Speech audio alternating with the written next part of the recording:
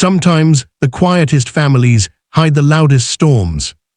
Sometimes the people you underestimate the most are the ones who carry the fiercest strength. And when arrogance collides with hidden power, lives are changed forever. This is the story of a farm girl, her gentle twin, and the legend who no bully ever saw coming. Stay with me till the very end, because what starts as simple cruelty will grow into one of the most unforgettable lessons in courage, family, and the power of standing up for what's right. The farm stretched wide across the valley, its golden fields rolling under the setting sun. Emma and Lily had lived there their whole lives, twins, identical in face, but worlds apart in spirit. Lily was soft-spoken, tender, the kind of girl who carried stray kittens in her apron and wrote poems in the margins of her notebooks. She hated conflict, hated raising her voice, hated the very idea of hurting anyone. Emma, on the other hand, was different. She wasn't cruel or sharp, but she was tougher, grounded. People in town knew her as the girl who could fix a tractor engine as easily as she could break a wild horse. What almost no one knew, what even Lily barely understood, was that Emma carried something more, something earned through blood, sweat, and years of service far away from the valley's quiet cornfields. Emma had once worn a uniform, not just any uniform. She had been Delta Force, one of the most secretive, dangerous, and elite warriors on Earth. But that was a life she had walked away from. She came home to protect her twin, to care for their aging parents, to lay down her weapons and live in peace. At least that was the plan. The trouble began at the town's fall fair. Lily had gone alone, smiling shyly as she carried a basket of their farm's best apples. She didn't see the group of boys waiting near the parking lot. They were the kind of bullies that small towns often breed, angry at their own failures, desperate for control. They laughed too loudly, shoved too hard, and found their power only in tormenting others. "Hey, farm girl," one of them sneered as Lily walked past. "Where's your mud boots? Afraid your dress'll get dirty." Lily kept her head down. "I'm just here to sell apples." But they didn't stop. They blocked her path, knocked the basket from her arms, sent red apples rolling across the gravel. She bent to pick them up, her hands trembling, her cheeks burning with humiliation. "Come on," another boy jeered. "Say something, or can't you talk without your sister holding your hand?" The word sister caught her breath. She straightened slowly, clutching her apron, wishing Emma were there. But Emma was. And the boys saw weakness. By the time Lily made it home that night, her dress was torn, her knees scraped, and her heart heavy with shame. She told Emma only half of what happened, afraid to worry her. But twins share more than words. Emma saw the pain in her eyes, the quiet tremble in her voice. And she knew. Her pulse slowed. That old, familiar fire lit in her chest, the fire she thought she had buried with her uniform.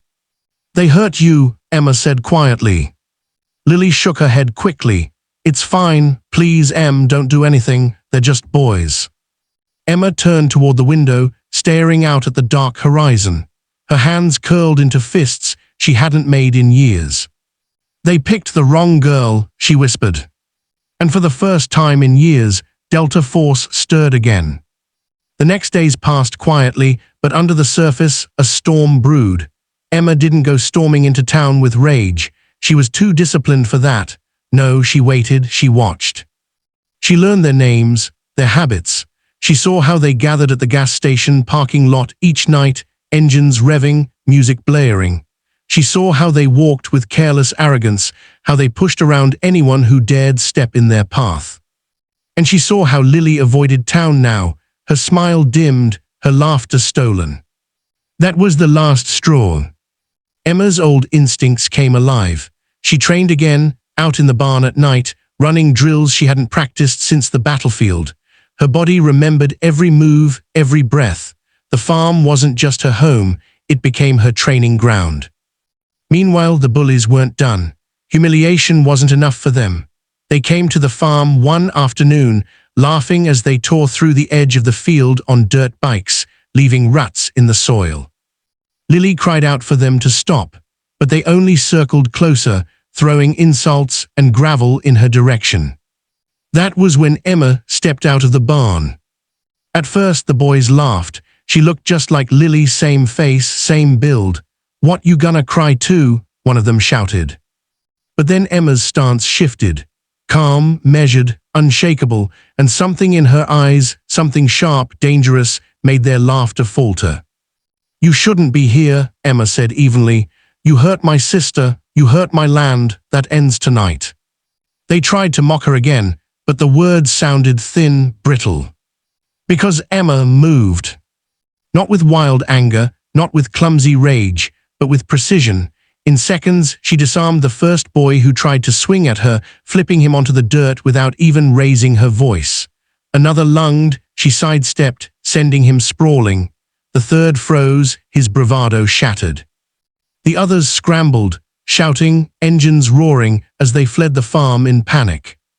When the dust cleared, Emma stood tall, her twin safe behind her. Lily's hands shook as she clutched her apron. What did you just, how did you?" Emma turned to her sister, her face softening. She brushed a strand of hair from Lily's cheek. "I told you," she whispered, "they picked the wrong girl." From that day on, the bullies never came back. Word spread quickly in the small town that the quiet farm girls weren't so helpless after all, that someone, somewhere, had taught them strength the world couldn't take away. But the real lesson wasn't in the fight. It was in the bond between two sisters, the gentle and the fierce, the healer and the protector. Together, they carried something greater than fear. And together, they proved that kindness is never weakness.